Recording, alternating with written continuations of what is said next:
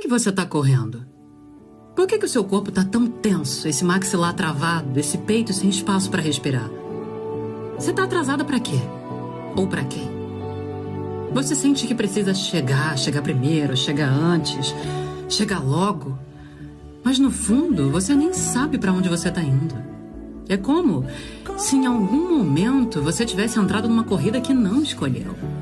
Você viu todo mundo correndo e resolveu correr também. Talvez você ache que se correr bastante em algum lugar, você vai encontrar alívio. Vai encontrar um descanso, uma paz, um alguém, um reconhecimento. Mas tudo que você encontra é mais pressa, é mais cobrança, é mais metas. E nesse esforço de se deixar mais leve, você vai largando as coisas pelo caminho. A vitória nunca foi a chegada. Foi tudo que você teve coragem de não abandonar pelo caminho.